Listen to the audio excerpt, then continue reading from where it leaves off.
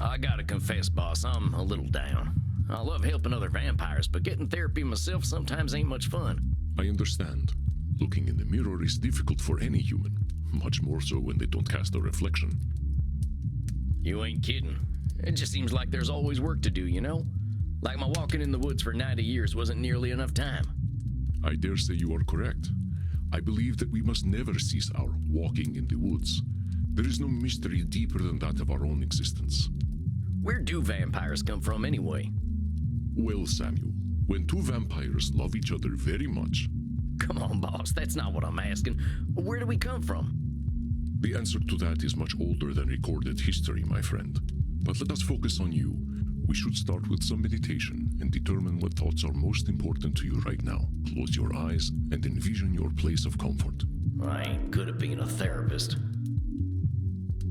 Is my hat weird? Ich bin Sam. Ich bin ein cool man.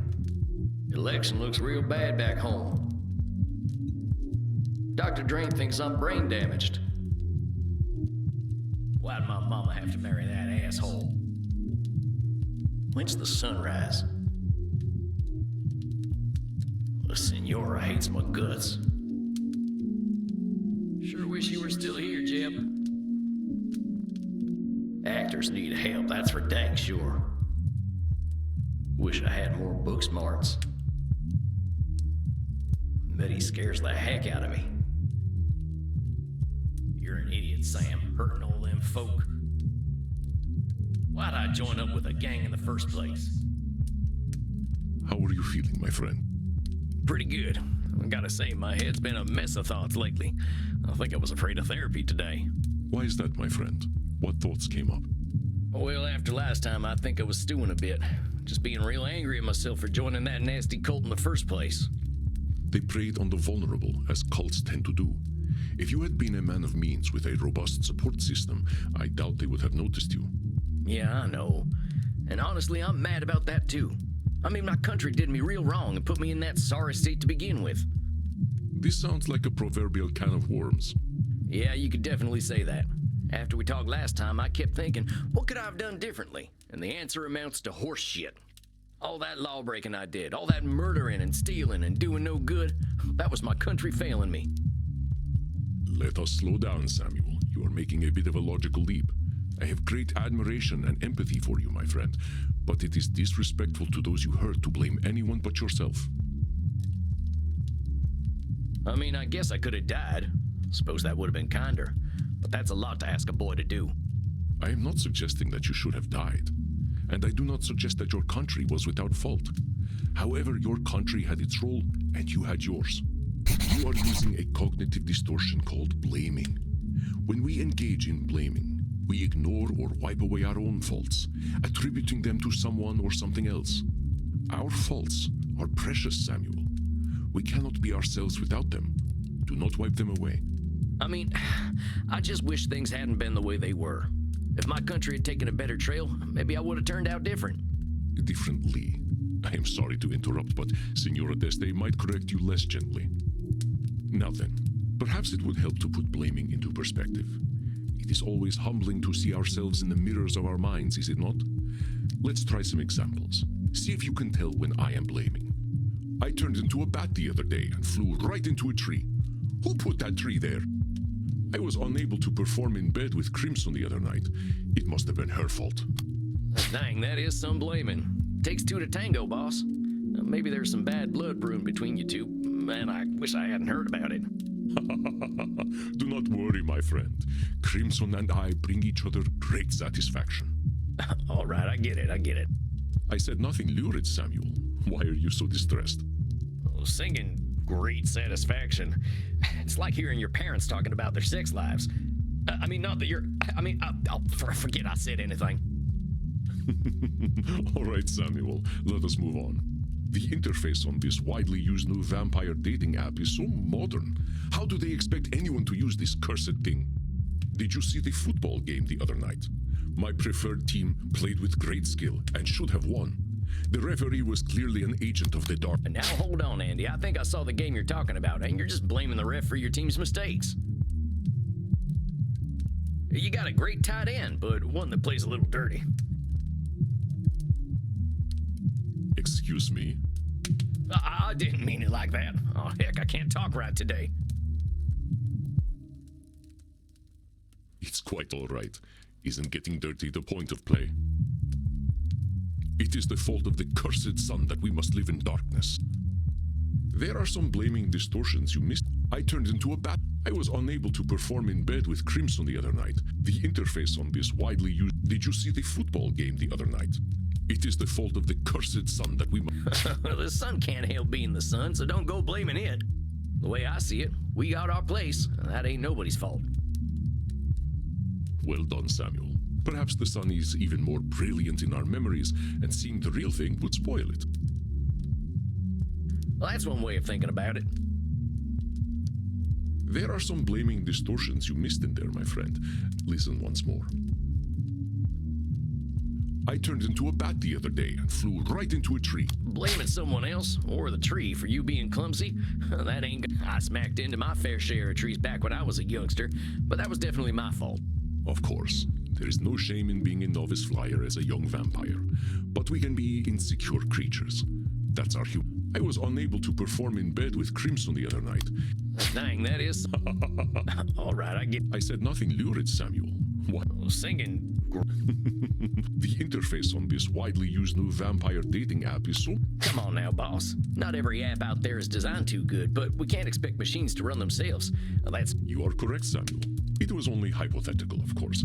I do endeavor to keep up with the times. By the way, thank you again for teaching me Control-V and Control-C the other night.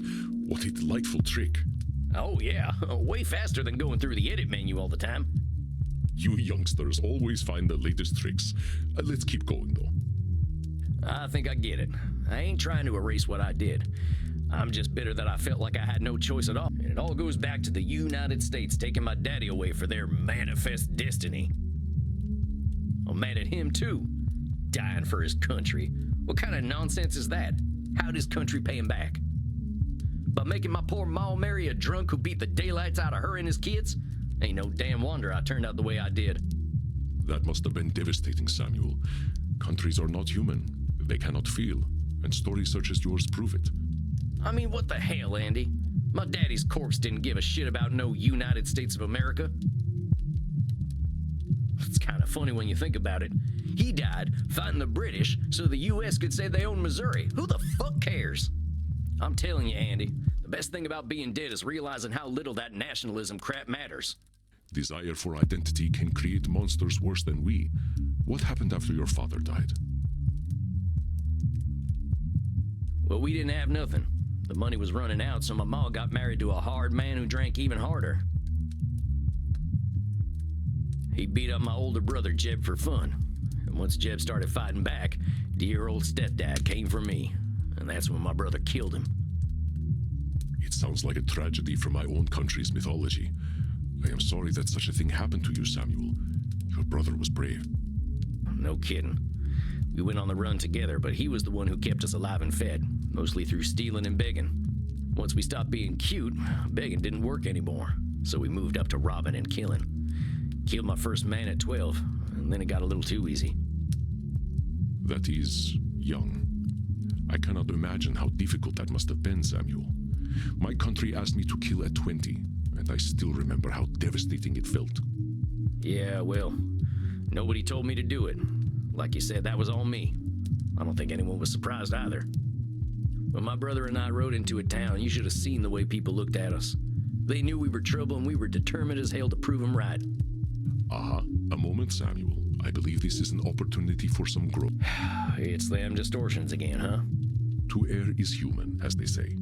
Do not be discouraged. There is something in what you just said that you cannot be sure of. Can you tell me what it is?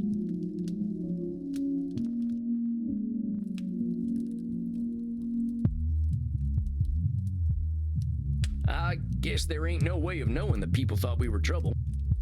That's right, Samuel. There is one way of knowing exactly what they were thinking, and that would be to read their minds. Thus is the cognitive distortion called mind reading.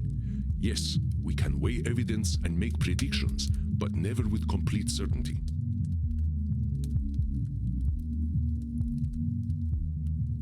I was a dirty little thieving murderer. I don't blame him for judging me. First, that's labeling. Second, one of those people might have been patient and gentle, one that had an experience like yours. You cannot know. With your mind reading, do you see how you made everyone your enemy? Yeah, you're right. You're damn right. No one expects a child to be perfectly aware of themselves and the world, Samuel. Remember, start with compassion for yourself. Here, let us do an exercise to help you recognize mind reading. Jesus Christ would have disliked the idea of anal intercourse.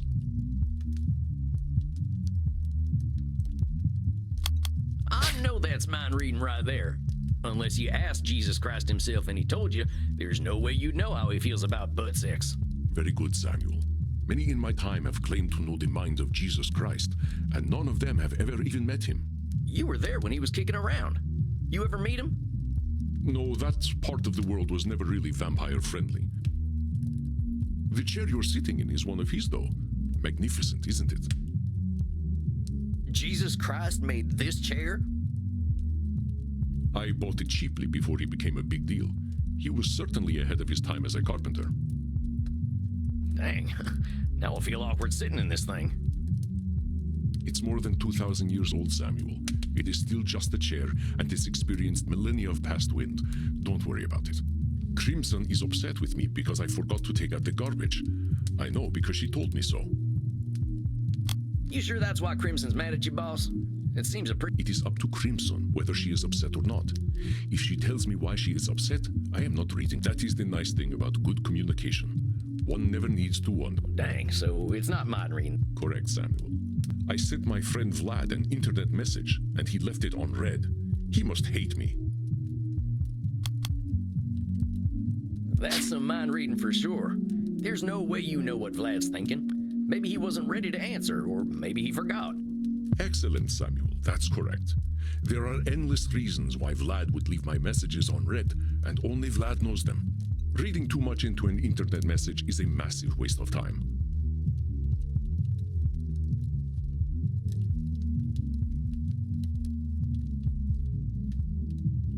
The Pony Express was a lot healthier, I think.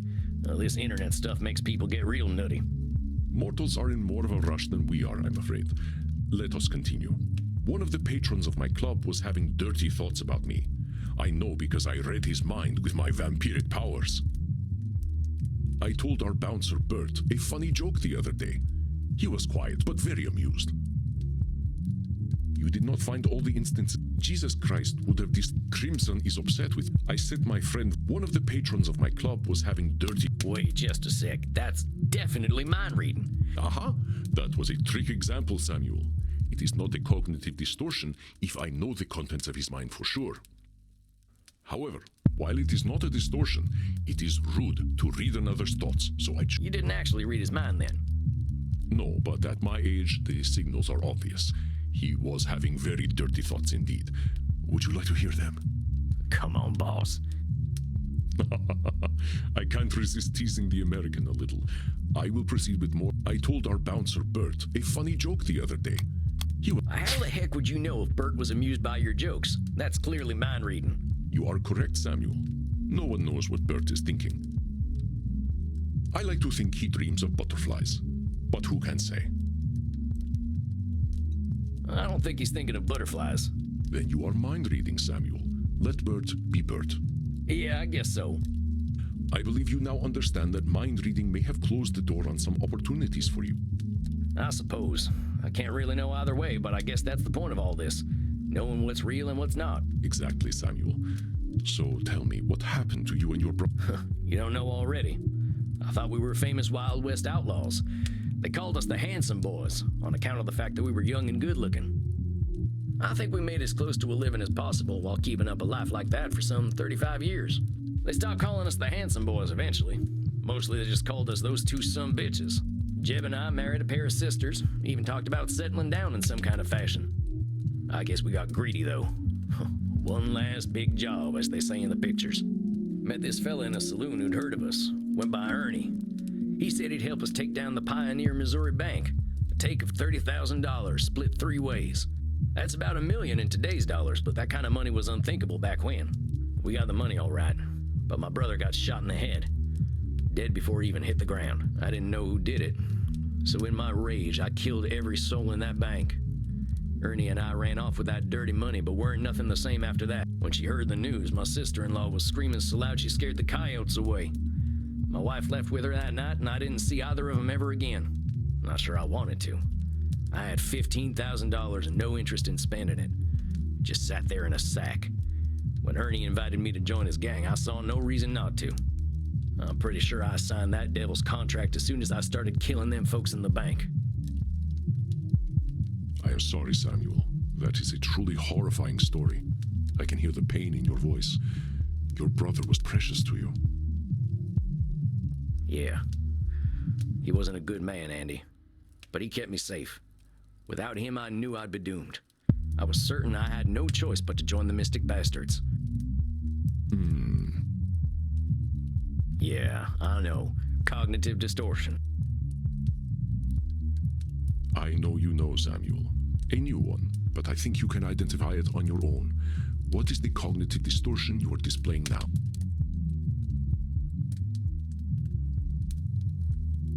I was so sure I was right to join the Mystic Bastards. Ain't no... Indeed, Samuel. This cognitive distortion is known as being always right. And when you are always right, your choices are limited, even if they lead to doom. We become so convinced that only we have the appropriate perspective, even in a world of infinite possibilities. One would expect immortals to be immune to this distortion after seeing their beliefs challenged over generations. But we are just as susceptible to being always right. Let's try some examples so you can identify when I am always right. I have the experience of ages. My authority cannot be questioned. Okay, Boomer. Excuse me? Just something I hear the kids say when old mortal folk are acting like they're always right. The folks born after World War II are real good at destroying the world, but they assume age leads to wisdom. It ain't necessarily so. You are always right about that. Well done, Samuel. With my multi-generational economic expertise, I am confident that market conditions will result in mass layoffs in the next quarter.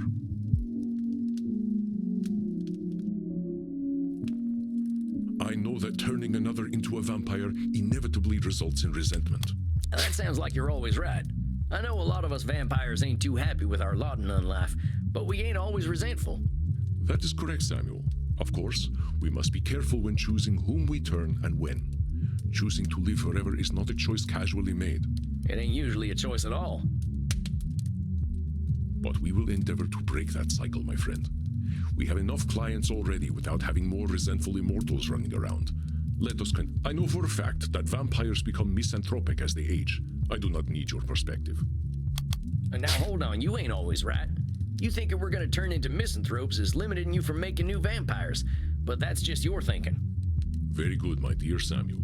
Caution is warranted when bringing a new soul into the dark, but I must consider perspectives other than my own.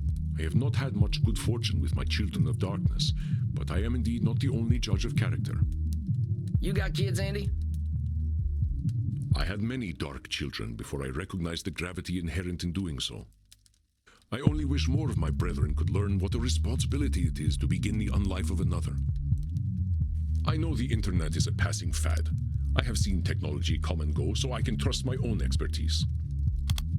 I think you're doing a little always right there, Andy. A lot of folks had unwavering confidence that the fax machine was going to stick around forever, but they weren't right neither. Truly? I still use my fax machine. It is the preferred mode of communication among vampires here in Germany. Heck, I guess that just proves no one is always right about technology. I think I get it, boss. If I had found folks to listen to, other than myself, maybe I wouldn't have joined up with Ernie's gang. Perhaps, perhaps not. You had plenty of reasons for making the choices you made. Reflecting on them is what helps us to grow. Yeah, I'm a lucky fellow all in all. I did some stuff with those vampires that I was pretty sure erased any humanity I had left, but I was wrong. Them transcendentalists I hold up with were ready to help me no matter how nasty I was. And I know I've done a lot of thinking on my own, but I owe them everything. I've done a lot of thinking on my own, but I owe them everything. Is that so, Samuel? Can you point out your own distortion there?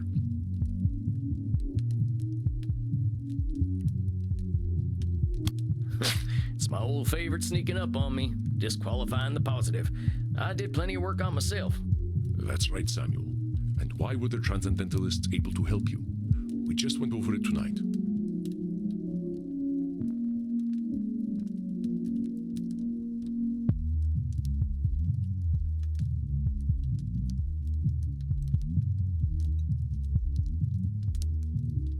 I realized I wasn't always right.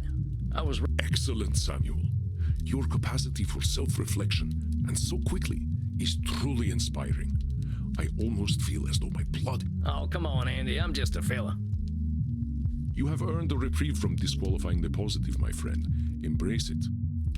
I believe we have had a productive session today. Let us not press matters. This is difficult work, and you are handling it wonderfully. How do you feel? You know, I feel okay. Somehow it's better than feeling good. What happened is what happened. Some bad stuff happened to me, and I did some bad stuff. But none of it lasts forever. That's the nice thing about having all the time in the world. Your trials have made you wise indeed, my dear Samuel. Now rest, my friend. You shall soon share your wisdom with your clients. I wish you a good night. Yeah, I believe it's early coffin time for me tonight. Have a good night, Andy. You as well, Samuel. Rest in peace.